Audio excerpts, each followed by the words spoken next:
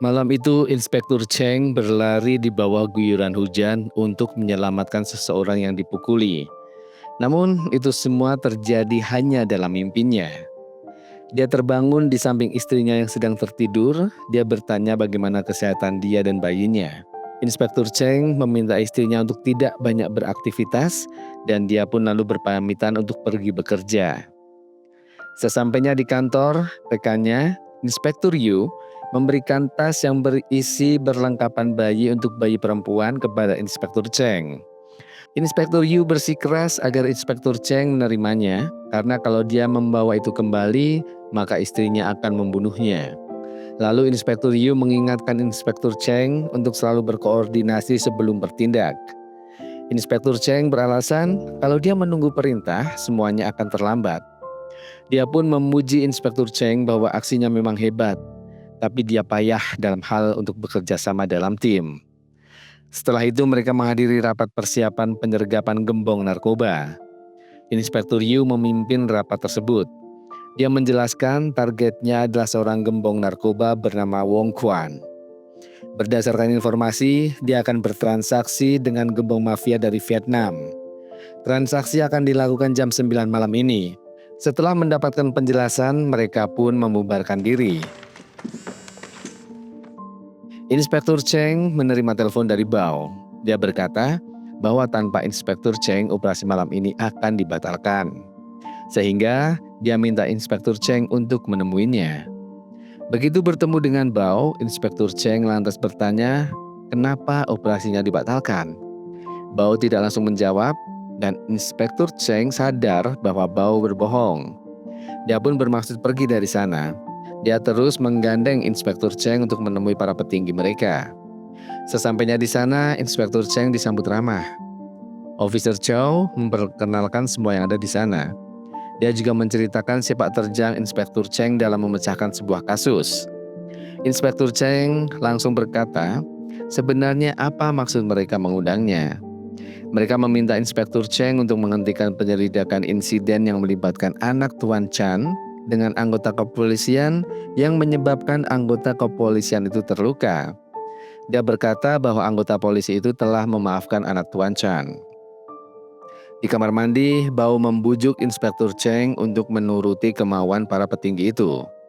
Bao berkata, Cheng setuju atau tidak, hasilnya akan tetap sama. Di situ Inspektur Cheng merasa bimbang karena ini bertentangan dengan hati nuraninya. Mereka pun kembali membaur ke meja makan. Inspektur Cheng tidak berkata banyak. Dia hanya meneguk teh di depannya, lalu membayarnya dan dia pun beranjak pergi. Namun sebelum pergi, Tuan Chan memperingatkan Inspektur Cheng. Begitu Inspektur Cheng membalas kalimat Tuan Chan menatap kepergian Inspektur Cheng dengan perasaan yang tidak nyaman. Di markasnya, para mafia narkoba sedang makan bersama sebelum beraksi.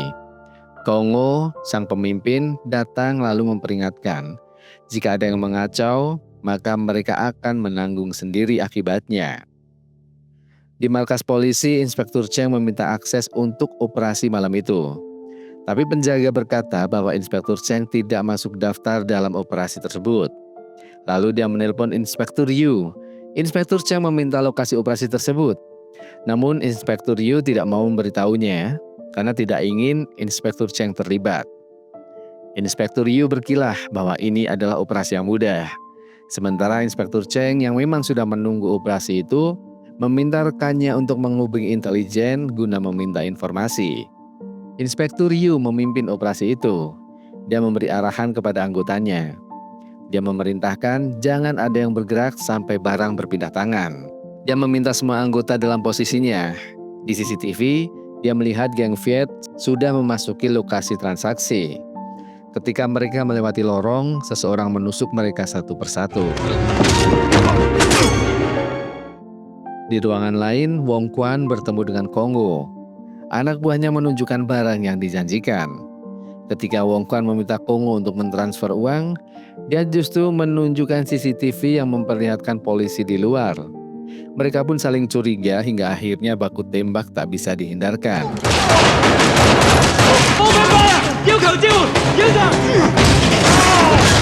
Mereka saling serang dari jarak dekat maupun jarak jauh. Inspektur Yu yang tidak bisa menghubungi anak buahnya karena sinyal yang kacau turun ke lokasi pertempuran.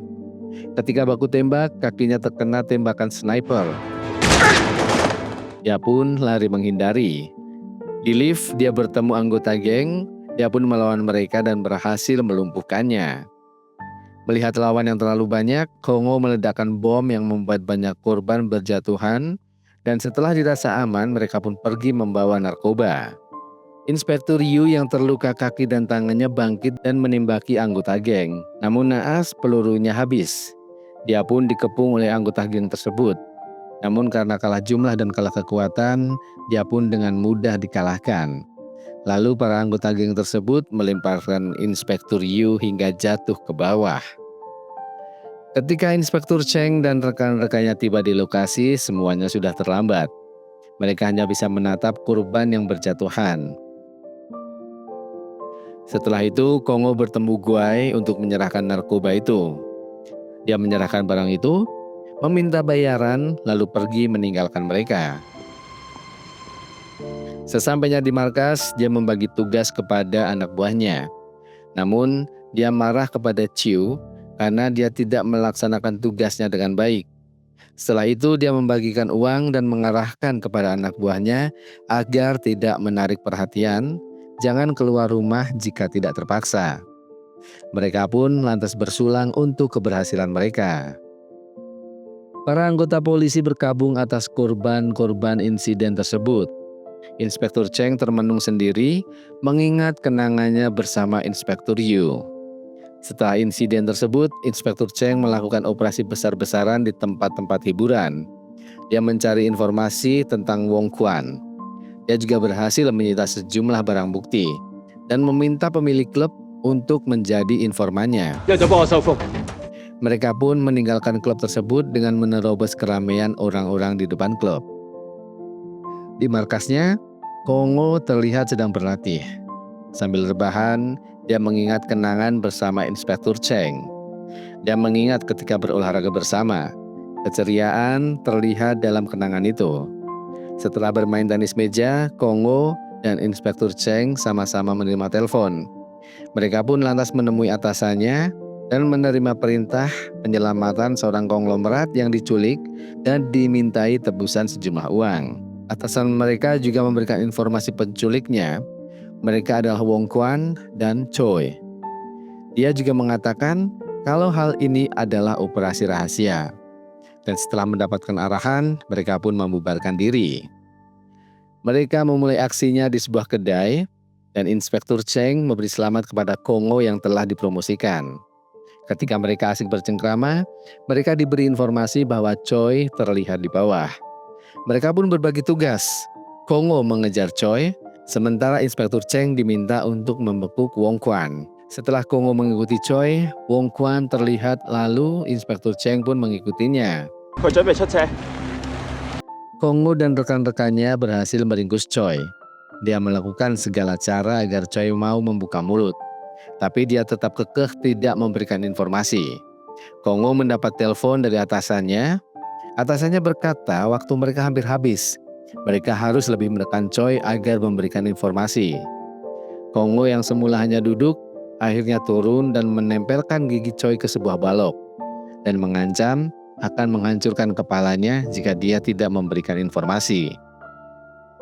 Karena sangat ketakutan, Choi memberitahu bahwa Sandra ada di Jalan Wangli nomor 143. Lantas Bill pun menginformasikan lokasi keberadaan Sandra melalui telepon. Salah satu rekan Kongo masih memukuli kepala Choi, lalu karena kesal, Choi menggigitnya dan rekan-rekan yang lain memukuli Choi yang tidak mau melepaskan gigitannya. Kongo yang tidak sabar lalu memukul Choi menggunakan balok kayu. Inspektur Cheng kembali melakukan razia di tempat hiburan. Melihat hal itu, salah seorang pengunjung lari ketakutan dan mengunci ruangannya. Lalu mereka menemui pengunjung yang meringkuk di ruangannya. Setelah dipaksa, dia mengaku mendapatkan barang itu dari seseorang bernama Guai. Lalu mereka mengadakan rapat darurat. Liu menjelaskan bahwa barang yang didapat dari Guai adalah barang yang sama seperti yang dijual Wong Quan. Dia menjelaskan profil Guai yang baru saja bebas 6 bulan lalu, dan dia bersembunyi di Chao Koling dan melatih beberapa orang dengan keahlian pisau. Salah satu rekan Cheng menceritakan bahwa dulu ada polisi yang masuk ke distrik itu dan tewas dimutilasi. Di tengah rapat, datang atasan mereka dan memberitahu bahwa mereka tidak mendapatkan surat perintah, sehingga mereka tidak bisa bergerak melakukan operasi, karena ada peraturan yang membatasi mereka. Akhirnya Cheng berkata bahwa sudah bekerja lebih dari 20 jam, sekarang saatnya mereka harus istirahat. Ketika mereka semua pergi, Cheng masih menatap foto Guai. Di markasnya, Kongo mengatakan bahwa sekarang situasinya lebih ketat sejak tertangkapnya barang dari Guai. Jadi saat ini mereka akan mudah tertangkap. Untuk itu sementara waktu mereka harus bersembunyi. Cheng bergerak sendirian mengamati jalanan. Dia melihat seseorang sedang bertransaksi. Di sana terlihat Bito marah-marah dan memperingatkan mereka untuk menjauhi masalah. Cheng bergerak sendiri ke kawasan itu. Dia menerobos masuk ke rumah Bito, lalu membawanya ke tempat Guai bersembunyi. Di sana Guai dengan santai menanggapi kedatangan Cheng.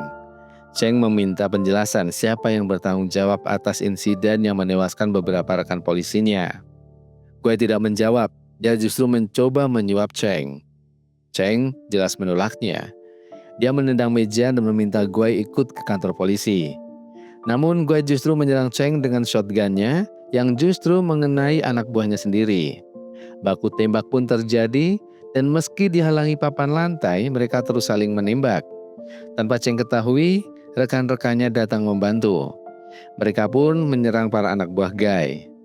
Dan anak buah Guai mencoba menyerang Cheng, namun Cheng bisa dengan mudah melumpuhkan mereka.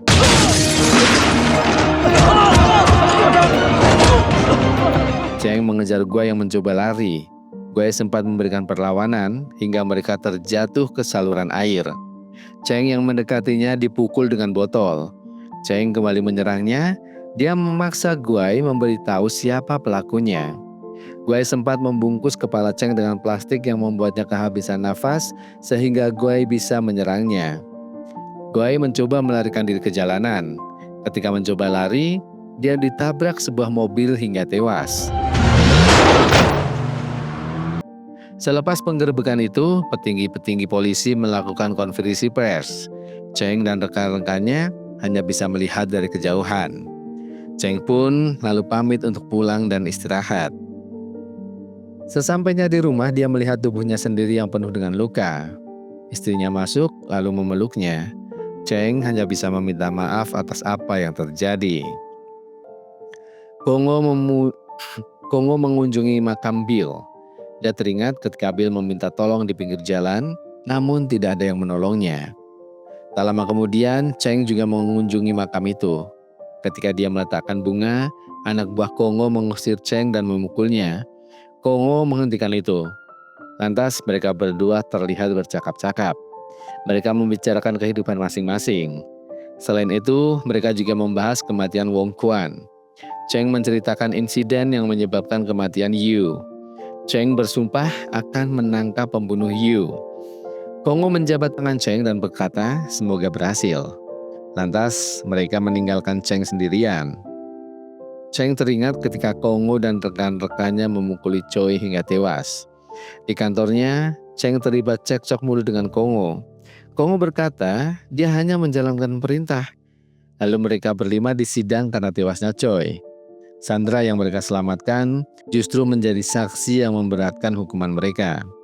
Begitu juga atasan mereka tidak mengakui apa yang dia perintahkan. Kongo hanya menatap sinis melihat kesaksian itu. Cheng juga menjadi saksi di persidangan itu. Dia berkata bahwa mereka beraksi karena perintah atasan.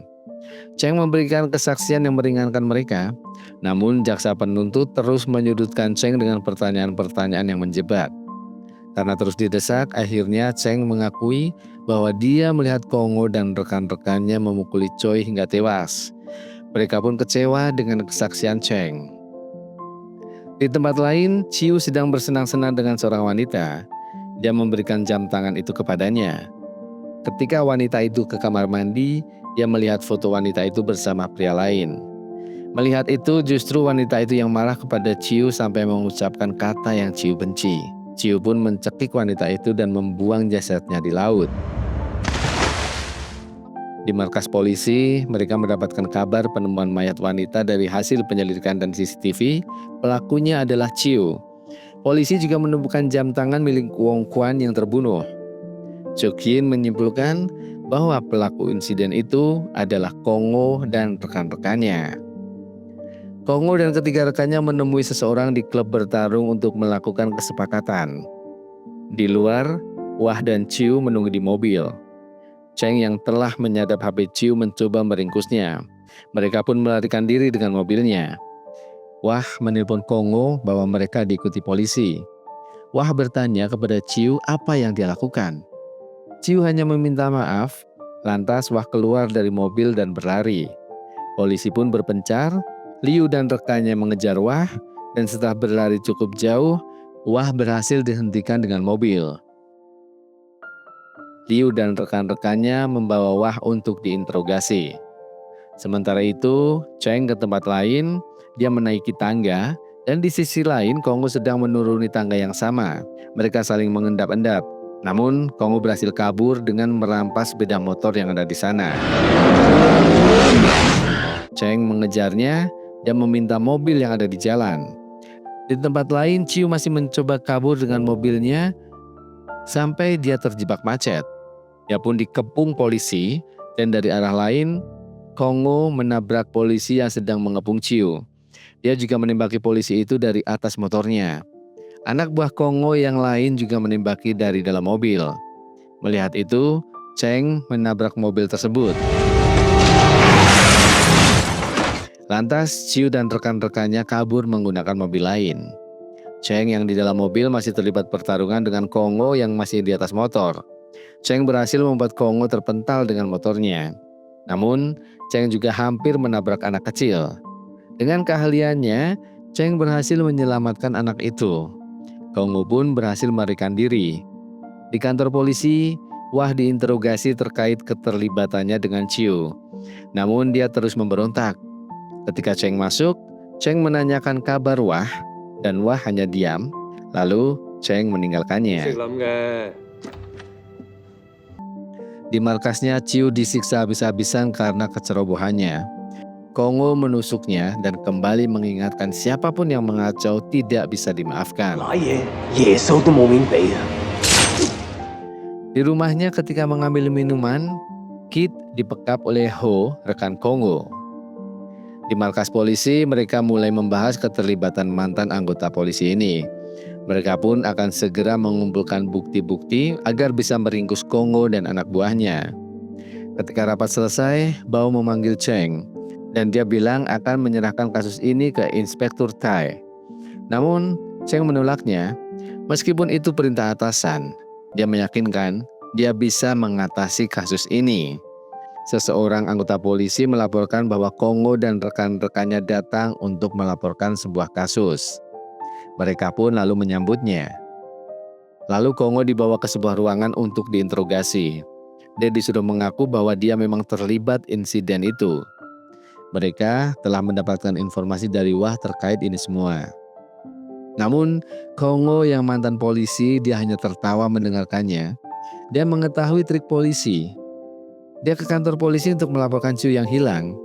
Namun dia pun bersedia untuk bekerja sama, lalu dia meminta segelas kopi. Cheng membawakan kopi itu untuk Kongo.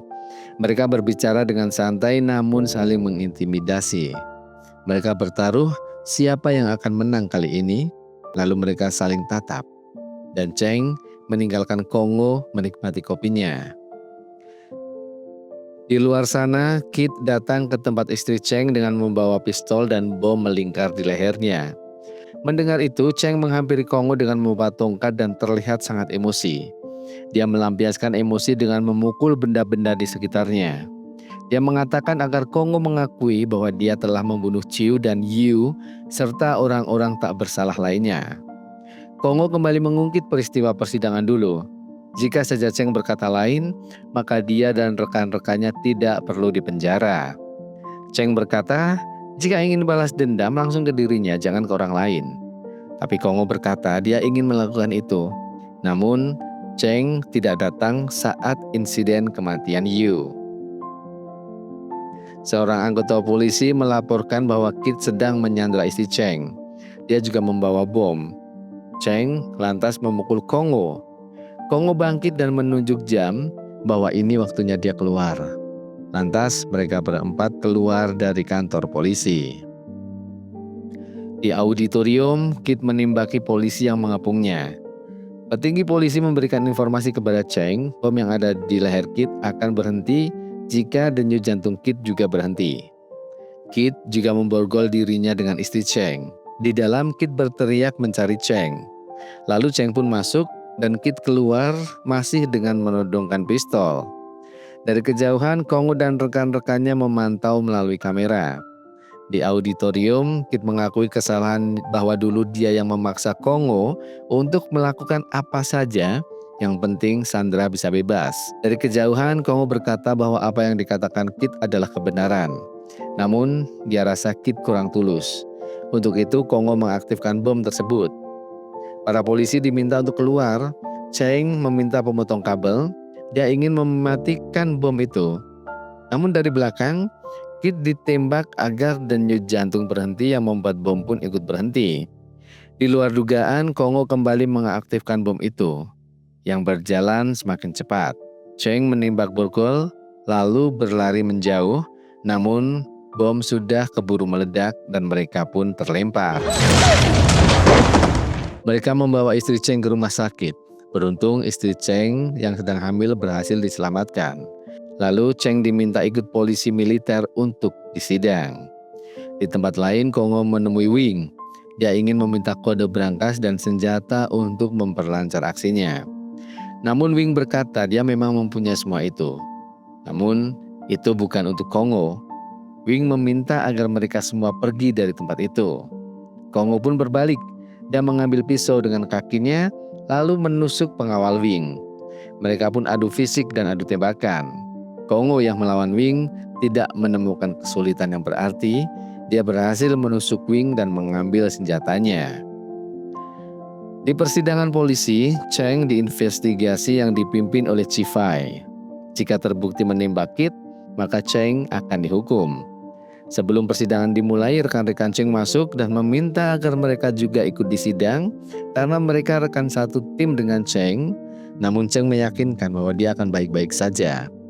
Cheng menyuruh rekan-rekannya keluar. Cheng menjelaskan apa yang terjadi. Dia berkata, dia melakukan itu karena menyelamatkan istrinya. Dia pun berkata seandainya orang lain berada di posisinya, mereka juga pasti akan melakukan hal yang sama. Mendengar penjelasan Cheng, Chifai yang memimpin persidangan bermusyawarah dengan pemimpin sidang yang lain. Mereka pun memutuskan untuk menunda persidangan ini.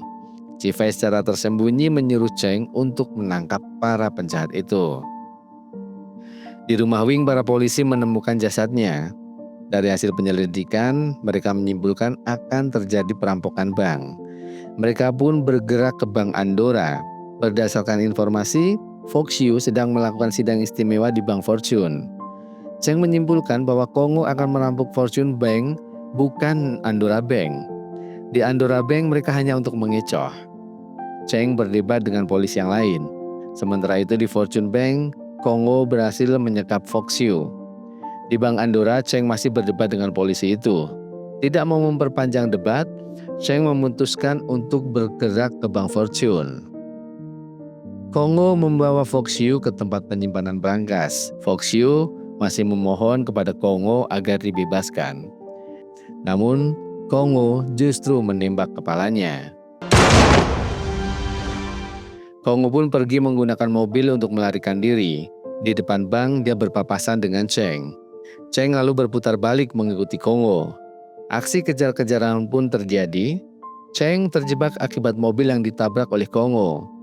Di depan Kongo, polisi menembaki mobilnya hingga mobil itu oleng dan akhirnya terjebak di tengah kemacetan.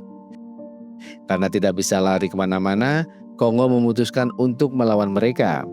Mereka saling tembak, beberapa personil polisi terkena tembakan. Begitu juga rakyat sipil menjadi korban tembakan Kongo. Cheng sempat beradu tembak dengan Kongo. Namun, Kongo melemparkan granat yang membuat Cheng terlempar akibat ledakan itu. Salah satu rekan Kongo tertembak kepalanya. Sedangkan Wah, dia masuk ke bis yang berisi anak-anak dan menyandra salah seorang anak perempuan dengan memegang granat. Dia sejenak bimbang ketika anggota polisi menyinggung bahwa Wah juga mempunyai anak. Melihat itu dia langsung menyergap Wah dan granat yang dipegangnya pun jatuh. Dia menggunakan tubuh Wah untuk menutupi granat itu. Kongo kabur bersama Novo. Naas Novo tertembak di dadanya. Dia bilang agar Kongo lari saja, dia akan menghadang para polisi. Dia pun mengorbankan dirinya dengan meledakkan 2 buah granat yang dipegangnya. Cheng tetap berlari mengejar Kongo hingga mereka masuk ke gereja tua. Di sana mereka saling menyerang. Baik Kongo maupun Cheng mereka sama-sama terluka. Setelah sekian lama bertarung dengan pisau, mereka pun bertarung dengan tangan kosong. Melihat ada palu godam, Kongo mengambilnya dan menjadikan senjata. Sementara Cheng menggunakan besi yang ia temukan di sana. Mereka saling memukul dan mendorong hingga patung yang ada di sana pun roboh di sebelah Kongo. Pandangan Cheng tertutup debu, dan dari balik debu Kongo menyerang dan menusuk Cheng. Namun Cheng masih bisa membalas dengan mematahkan lengan Kongo. Ketika mereka sama-sama terkapar, di tubuh Kongo muncul sinar merah yang menandakan dia menjadi target tembak. Melihat itu dia berdiri dan naik ke atas piano lalu menjatuhkan diri ke belakang. Tubuhnya tertusuk besi dan dia pun tewas seketika. Cheng tidak peduli akan hal itu, dia pun pergi menjauh dari sana.